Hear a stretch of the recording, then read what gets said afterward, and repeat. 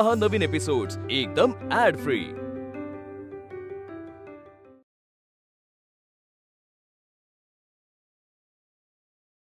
अहो आम्ही जिथे कोकणात थांबलोय ना तिथे आर्या पण आली आहे। सो आम्ही विचार करत होतो की उद्याच निघू किंवा इथून दुसरीकडे कुठेतरी जाऊ। हे नाही रे, तिने काही त्रास दिलेला नाहीये ना तुम्हाला, मग तुम्ही तुमचं ते केलेलं प्लॅनिंग बदलू नका। तुम्ही ते सगळी ट्रिप तुमची पूर्ण करा आणि मगच या, कळलं ना? ती काही करणार नाही रे। काय करणार आहे ती बावलट मुलगी, आणि तिला कसं हँडल करायचं ना मी बघतो। दादा म्हणजे तुम्ही तिला काही बोलू नका, थोडंसं हे विचित्र वाटेल ना म्हणून। आणि तसंही तिच्याबद्दल आम्हाला काहीच कंप्लेंट नाहीये। अरे मग तिच्याकडे दुर्लक्ष करून टाका ना, मग काय तुम्ही तुमचं छान काय एन्जॉय करा तुम्ही। प्लॅन तर तोच आहे। बरं मला एक सांग, या सगळ्यावर मुक्ताचं काय म्हणणं आहे? मुक्ता म्हणजे तिची प्रतिक्रिया माझ्यासाठी जास्त महत्वाची। दादा हे सगळं जे काही घडलंय ना त्याचा मुक्ताला खूप शॉक बसलाय, काहीच बोलण्याच्या मनस्थितीत नाही। जरा दे तिच्याकडे फोन दे, मला बोलू दे तिच्याशी। मुक्ता दादा तुझ्याशी बोलायचं।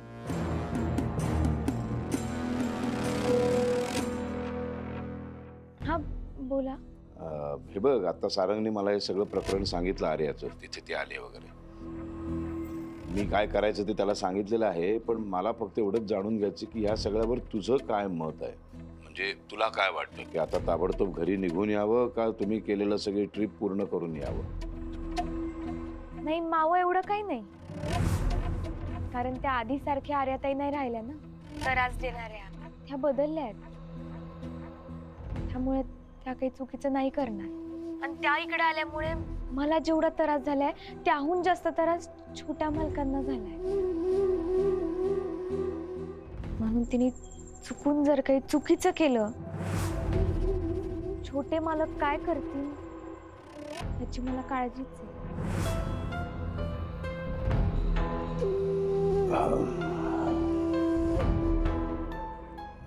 ठीक आहे ठीक आहे, ते त्याची नका काळजी करू तुम्ही, ते तिचं काय ते मी बघतो। तुम्ही तुमची ट्रिप पूर्ण करून या। बरोबर आहे तुमचं, सांगते यांना की हनीमून करूनच आम्ही घरी परत येऊ। ठेवते।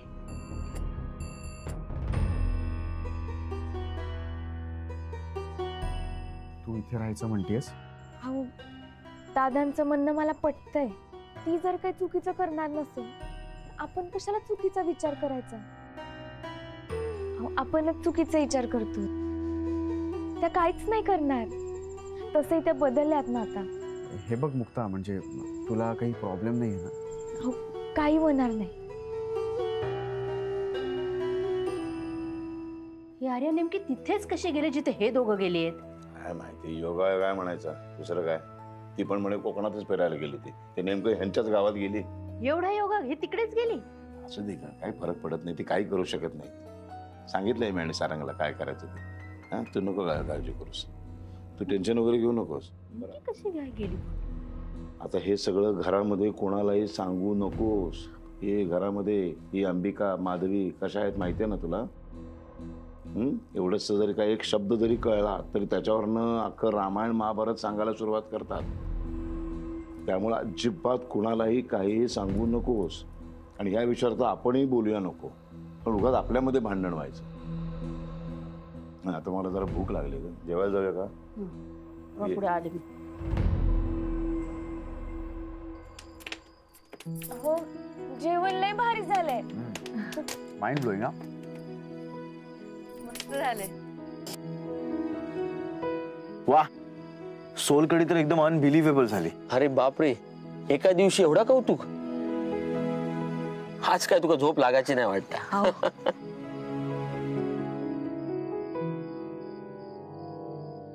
मुक्ता मंगळसूत्र मस्त आहे हा तुझं, बघू बघू काय लिहिलंय। आहो अरे वा मस्त। त्यांनी मला हनीमून साठी भेट दिली, रोमॅन्टिक। अरे तुम्ही एकमेकांना कसे ओळखतात? हो, मी आणि सारंग लहानपणापासूनचे मित्र आहोत. पण याने मला लग्नाला बोलवलंच नाही, माहितीये? हा बघा, हे असं असतं शहरातल्या लोकांचं. अहो आमच्याकडे नातेवाईक मित्रमंडळी अगदी सगळे झाडून येतात आणि एकेका माणसात 4-4 वेळा पकडून सांगतो आम्ही. नाही त्याचं काय झालं की विसरून गेलो इन्व्हाइट करायचं म्हणून. नाही, ते लग्न घाईत झालं ना यांचं, त्यामुळे काही लोकांना सांगायचं राहूनच गेलं. अहो पण सांगितलं नाही म्हणून काय झाला? आपल्या माणसाला आमंत्रणाची काय गरज? तुम्ही स्वतःहून जाऊ होतात. अहो मग गेले होते की. छान या दोघांना लग्नाच्या शुभेच्छा दिल्या आणि मुक्ताला छान गिफ्ट सुद्धा दिलं. आणि त्यामुळे आता माझ्या मनात काही नाहीये. असा स्वच्छ मनाचा असाचा माणसान. तुम्ही भाकरी घेवा ना. नाही नको, माझं झालं. अहो असे काय करतात? जेवण चांगला झाला चांगला चांगला म्हणतात आणि भाकरी घेणार नाही, अर्धी तरी घेवा. नाही नाही, पोट भरून खाल्लंय मी. बाळभाऊ उद्याचा काय प्लॅन आहे आपला? हो उद्या फिरूया ना मस्तपैकी. मी तुमका सांगतोय, सुपारीची बाग, जुनी विहीर, वाघबीळ अशी याची जवळची ठिकाणं फिरूया. अहो दिवस एकदम निसर्गावर झोकून द्यायचो.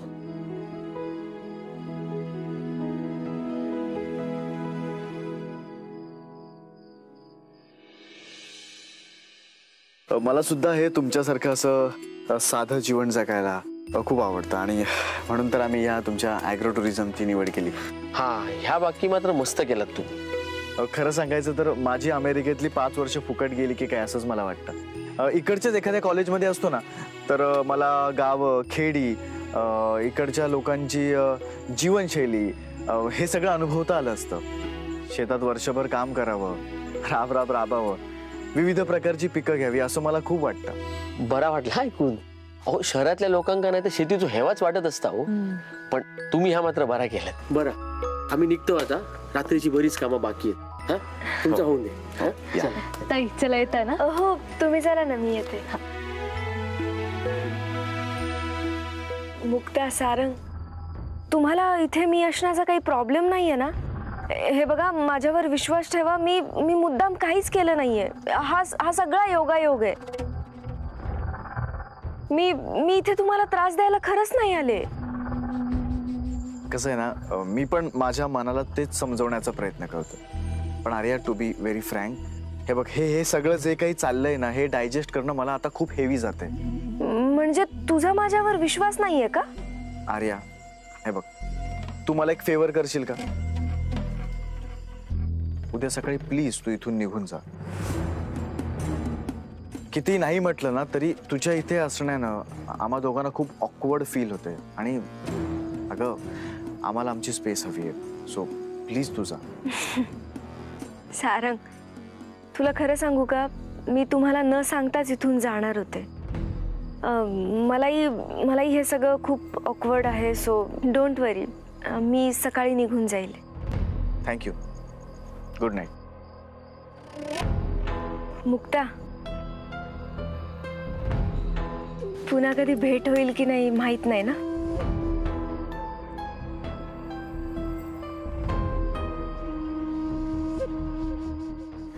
बाय. बाय.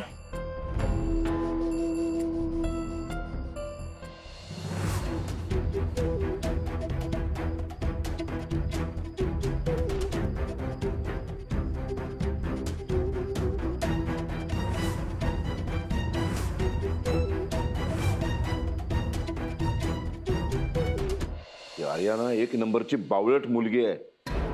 तर काय केलं तिने? म्हणजे सरळ त्या मुक्ता आणि सारंगच्या समोर जाऊन उभी राहिली. मग नुसती उभी नाही राहिली, ते ज्या घरामध्ये राहिलेत ना त्याच घरामध्ये जाऊन राहिली. बावळट. ती मूर्ख आहे का? नुसती मूर्ख नाही, महामूर्ख आहे ती. साधी सोपी गोष्ट अतिशय अवघड करून टाकली तिने आणि सतत त्यांच्या आसपास फिरत असते. त्यामुळे आपल्याला तिला फोन पण करता येत नाही. बरं झालं तुम्ही सांगितलं, आता मी तिलाच कॉल करणार होते. नाही नाही नाही, तिला फोन बिन करू नकोस. ह्याच्या आधी जे आपण तिला फोन केले हे जर त्या सारंगने बघितले तर तो कसा बघेल? त्याला संशय येऊ शकतो हिच्यावरती. संशय आला, फोन काढून घेतला आणि बघितलं तर काय करणार आपण?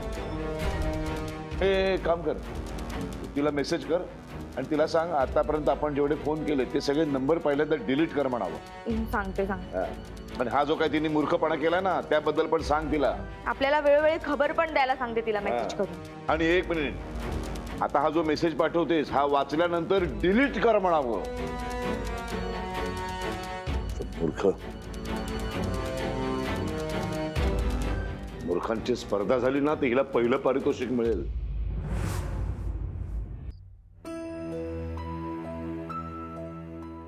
हे बघ, मला माहिती आहे तिचं असं येणं तुला त्रास देऊन गेलं असेल, पण तू त्याबद्दल काहीच बोलणार नाहीस. जसं काही आजारांना औषधं नसते तसं माणसांनाही नसते.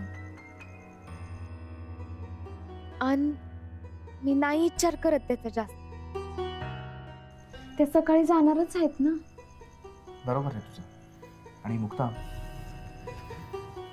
म्हणून तर मी तिला जरा स्पष्टच बोललो, कारण ती जर तुझ्या डोक्यात मनात असेल ना तर तू स्वतःला झोकून देऊ शकत नाहीस. मुक्ता,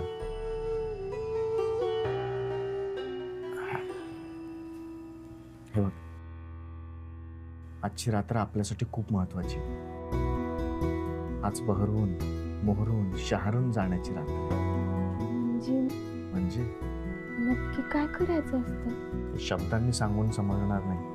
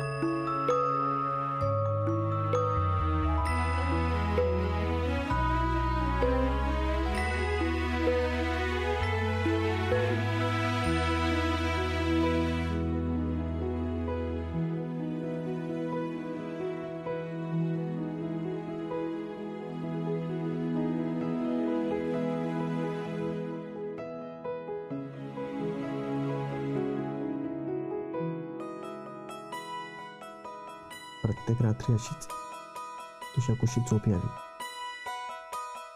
आणि प्रत्येक सकाळी असंच तुझ्या स्पर्शानं जाग यावी.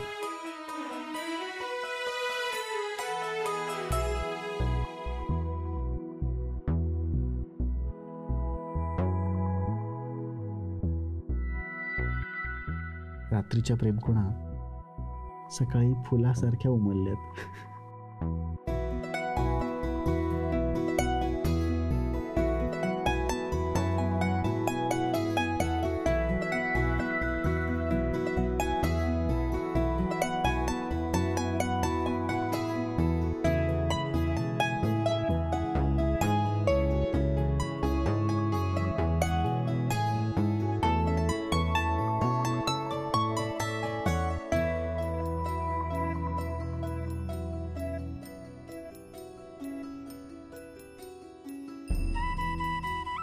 आता सावकाश डोळे उघड.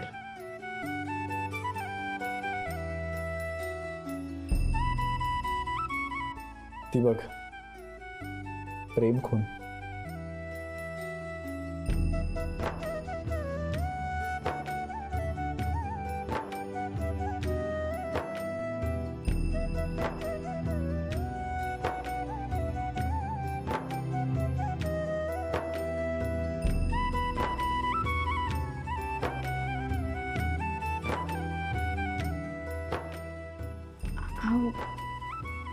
हे इकडं ठीक आहे पण घरी असं काही करू नका. हा का? अगं घरच्यांना पण कळू दे ना माझं तुझ्यावर किती प्रेम आहे ते.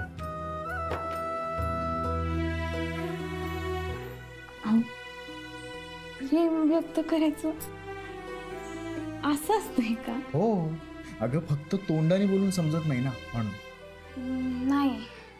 हो नाही. हो नाही.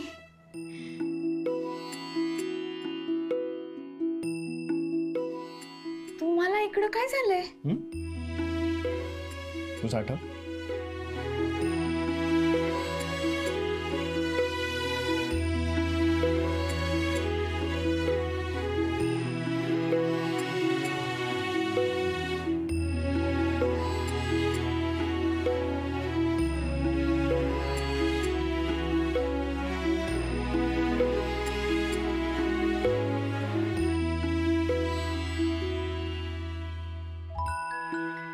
दोघांच्या अंगावर एक एक खून. जरा विचित्र वाटतंय ना. म्हणजे अजून एक एक तरी असायलाच हवी. चल.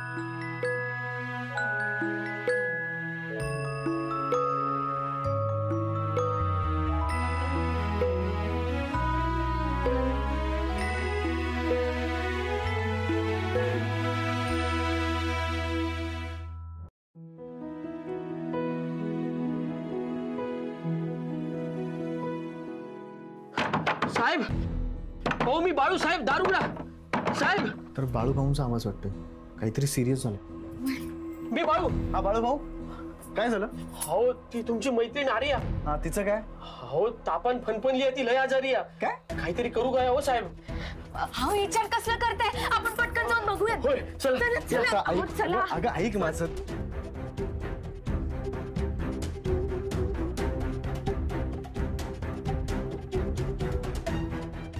लईच ताप आहे.